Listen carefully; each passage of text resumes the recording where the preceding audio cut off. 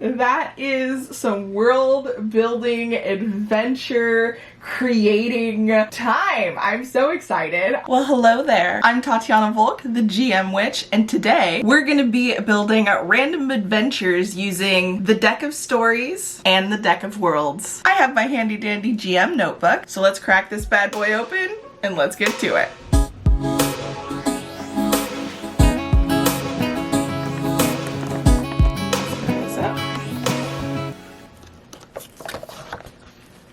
Okay, so I'm just gonna pick one of each card to start off with and then branch out depending on what needs more information. So starting with the deck of worlds, we have a jungle. Then for the attribute, we have known for a culture of sustainability, known for fountains, only traversable in winter, stopping place in seasonal migration. I like the idea of fountains. So we have a jungle that is known for its fountains. So you have a landmark, ruin, or shore. And I think I'm gonna go with ruin because I love ruins. Then we have our namesake card. Without gods, laughing, of buildings, of vines. Oh, sorry, of builders, not buildings. I'm gonna say without gods. So it's a jungle without gods, known for its fountains. Move these so that it actually says it in the order it's supposed to be. Then our origin, and we have birthplace of a renowned mage, created by artificers, subject of an ancient prophecy, shaped by land-eating creatures. Oh, that's interesting. Shaped by land-eating creatures sounds like it can add some pretty cool world-building elements to it. But I also want this to be a subject of ancient prophecy. So there's a way to tuck it so you get both. So that's what I'm gonna do. There we go. And then the last deck of world card is the Advent card. Those banished from other settlements are starting one of their own, motivated by redemption, independence, or revenge. Or an important way marker has vanished overnight, a star, landmass, or beacon. Okay, I kind of want to say those banished from other settlements are starting one of their own. And here's the thing. I'm cheating with this one because I am imagining a specific place in my world already. The one that I'm running a game for my little brothers with. And so I'm getting all of these things. It's adding to it and it's building on it and it's making me think, oh, that would be cool if we did something like this. Or, oh, and I mean, like, it doesn't actually have to be that place particularly if things don't fully fit with it. But all of these are fitting so well, and it's building on lore that I've already established, so that's a lot of fun for me. I cannot wait until the Lore Master deck comes out next year. The Kickstarter was recently, so I'm super hyped. Especially because that's supposed to be even better for what I use these decks for. Like, it's actually designed to be used to create adventures and stuff, but, you know, gotta work with what you have. Okay, so just going off of the location prompts or world building prompts that I ended up getting, I have several ideas here. I was thinking that the giant land-eating creatures, you can have some bones of one of them right off of the shore of the like continent or island that all of this is taking place on. And I also like the idea that these creatures are laying dormant and, you know, once every several thousand years they wake up to feast and they will eat more of the land mass that, you know, kind of grows to kind of contain it. That could be an interesting idea. I also feel like they would probably be water creatures, right? So they, for the most part, aren't on the land. They are in the water next to the land. So there could be, you know, either stories of these giant creatures rising up from the waters and, you know, just like chomping on the land itself before going back under or something. That could be a very interesting bit of lore that people can find out or talk about and things like that. Another idea, obviously, is with the idea of the ancient prophecy. This is a great opportunity to tie either the location or just give or general hints at the overall campaign. And this is something that in general, if you're doing it that way, would kind of depend on where the story is when they get there. So it's not something that you can really plan out in advance if you want to avoid trying to like railroad them. But it could be something nice where it's like they need to find something or achieve something or do something to move on with the campaign. And this is where they're at. You can make this the location of that story and have them hear that prophecy or have that prophecy bring them to that location. Also, there could just be a generic prophecy based off of a quest that can be achieved at the location. So like if you're doing a one shot or something, perhaps there is a giant creature or something. Like maybe because this is a land of the forgotten god, it could be a situation where they come and they reawaken the god at this location. Like that could be a really cool one-shot kind of story where whatever they do brings up this god and revitalize the location. Like they end with all of this death and destruction turning into life and beauty and things really reshaping around them as they stand there in their triumph. Like that could be a cool situation. So yeah, those are some of the ideas that I have so far just for the world.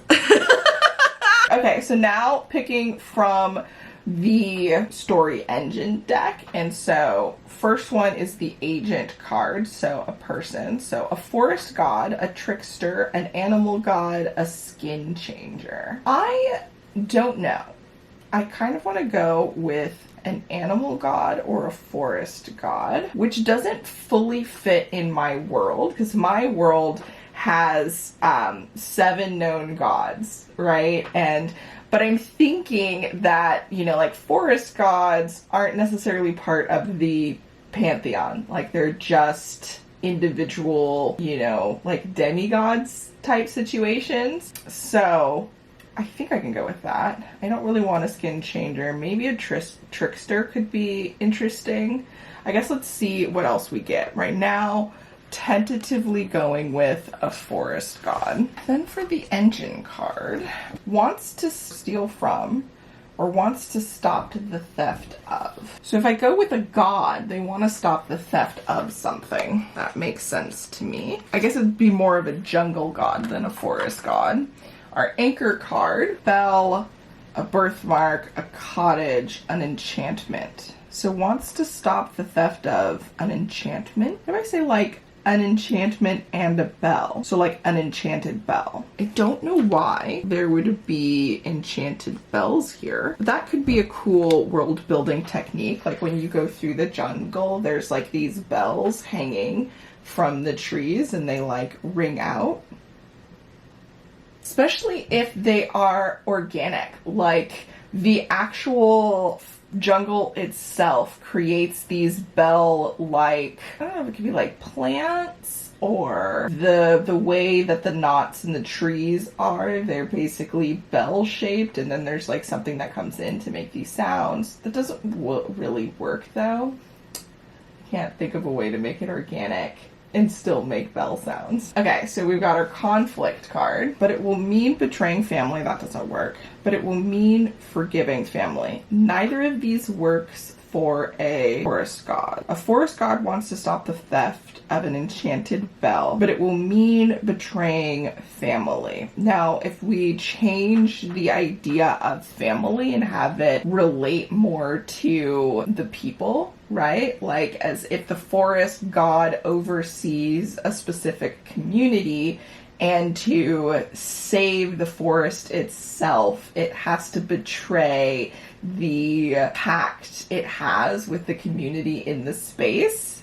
That could be an option. I might put this to the side though and maybe pick another one. But first let's pick the last card, which is the aspect card. So unnerving, protected, well-loved, disturbed. Protected and well-loved are the options that I'm leaning towards. to describe the bell. Oh, it could also be a well-loved forest god is gonna betray its people. Okay, I think that's where we're going. And I guess I should also mention I'm not being sponsored by this. I bought all of this with my own money. But if you are interested, I'll have links down below for these. Okay, so that's all of the cards for the main 2 decks. I also have these expansion packs that I really like using, and these ones specifically are additional types. So we have backstory for a character. That's a pretty cool one. Unique items. We have culture keyhole expansion. Open-ended questions about your setting. So that's a cool one as well.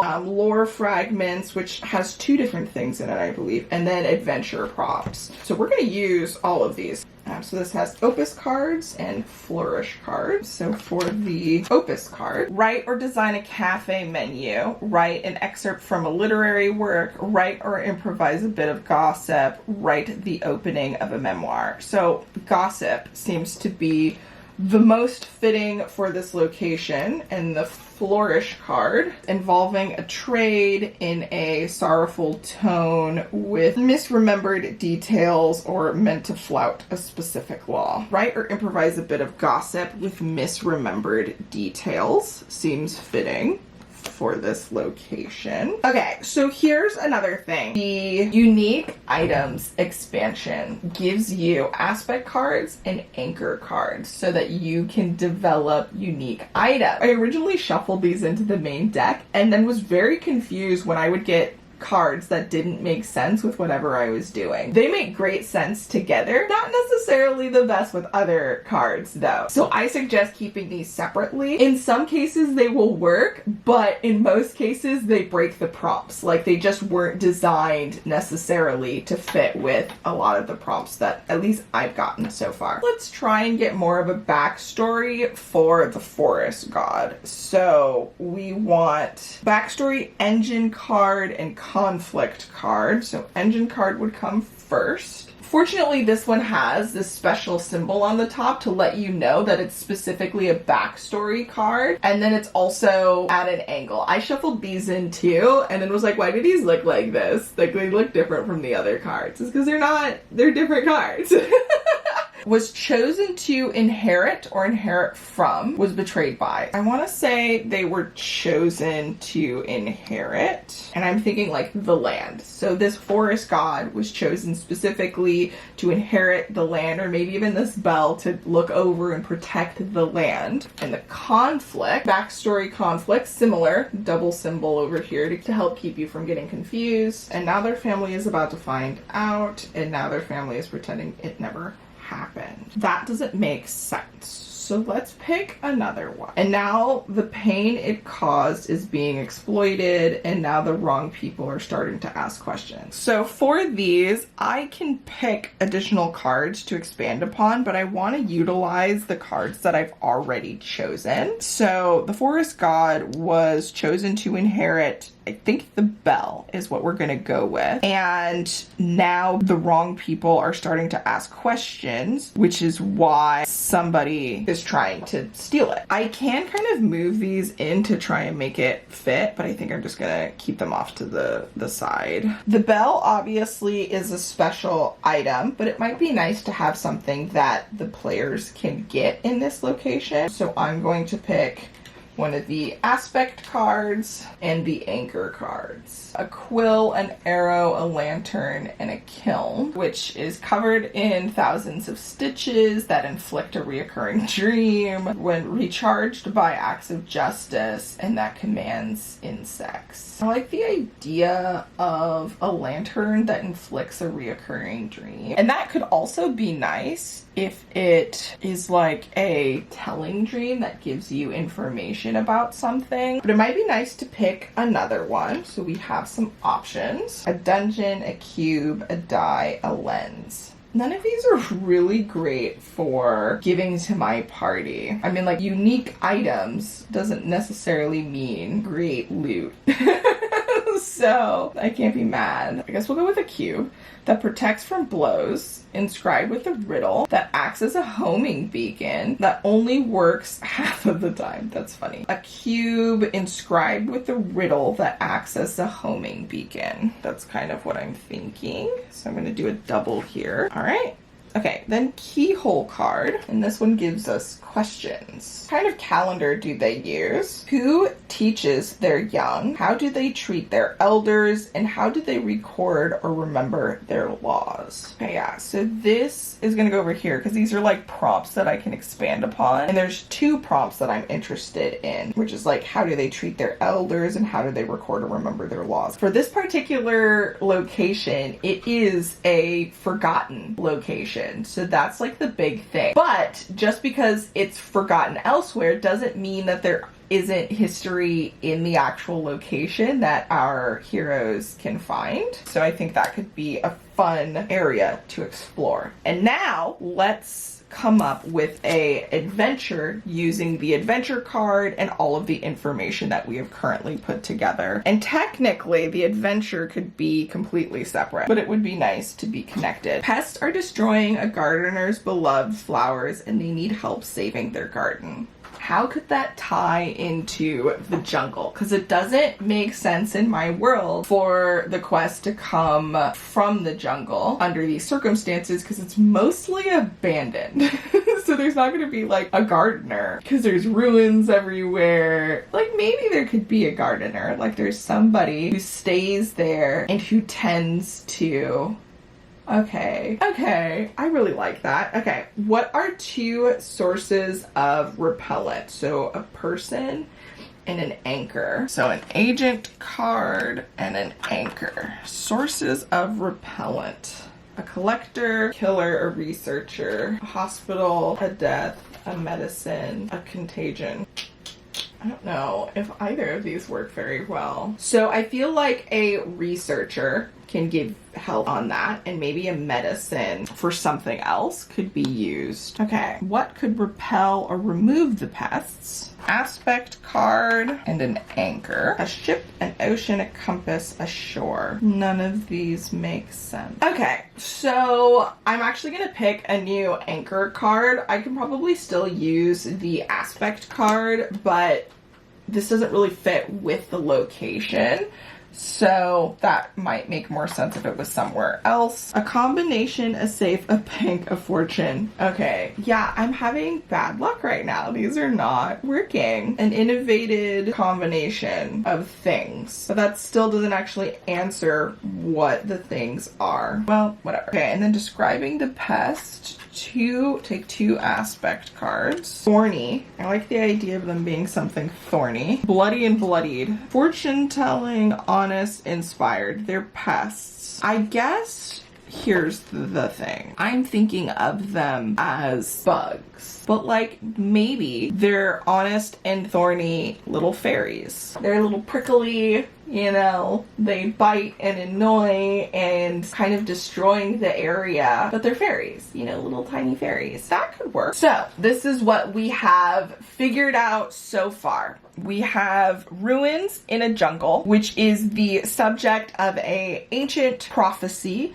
and it is land shaped by land-eating creatures. It is a place without gods, or so the rest of the continent thinks, and it is known for its fountains. Those banished from other settlements are starting one of their own, which I was thinking could be interesting if all of the drama from the rest of the world can be moving to this location, right? So people are coming from other areas, and so when our travelers get there, they're going to interact with people who are new to the land because they've just fled from other places. In addition to that, there's a forest god who wants to stop the theft of an enchanted bell, but it will mean betraying family. And it's a well-loved forest god. Now, what I'm thinking for that is that this is more on the history of the land, right? This is not the new settlers.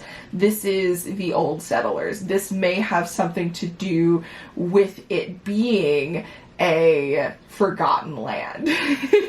And perhaps the forest god now that still protects the land feels bad, like it wants to do something different. It wants to take care of the people of the land in addition to the land, because it has been so long without them. Then when our people get there, they do find a gardener who has been there for many, many years and who has been taking care of a garden by one of the statues. And for my world, it's going to be for the forgotten god. And this is going to be where, like, they're going to get hints of this forgotten god. They already have, technically. But they're going to get hints of this forgotten god throughout, because they're both paladins. So the Pantheon's a big deal in my world.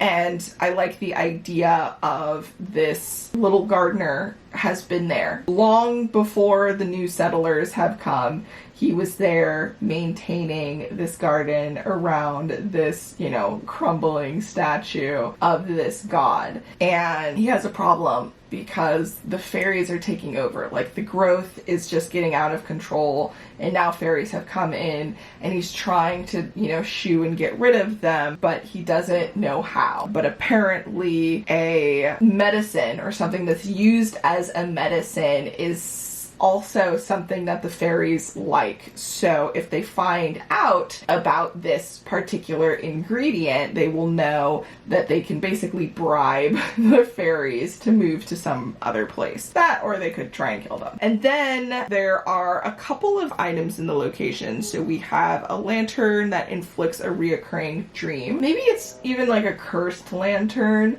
that they will find. And if they use it, somebody will start getting a dream of the before times, giving them a hint as to how and why this place is abandoned. So that could be a fun little thing. And then there's also a cube that acts as a homing beacon and is inscribed with a riddle. The homing beacon could be to another part of the forgotten city, and it could be what takes them to whatever it is that they're looking for, or some side thing. And the riddle can tell them what it's a key to, like where it's leading them. So it's like basically a map to some place in the forgotten jungle that they wouldn't otherwise know of. And that could either be a side quest or part of the main campaign. Ooh, so many ideas. And then I have to think of some sort of improvised gossip with misremembered details. I think that would actually be perfect for the new settlers who have come in, and they're coming up with all kinds of ideas as to what happened there previously, but they don't know. And so they're saying all of these things as if it's facts, but it's not necessarily true. Yeah, and that is our adventure. That is some world building, adventure creating time. I'm so excited. I really hope you enjoyed this video. If you did, be sure to thumbs up and tune in for future videos. This was a lot of fun. I do look forward to fleshing this out a little bit more in the future and creating something that other people can use. What would you have done differently if you had gotten these prompts? I would love to hear that. So let me know down below. If you're interested in watching more videos like this, watch this playlist, or you can check out this video, and I will catch you in the next one. Until then, bye.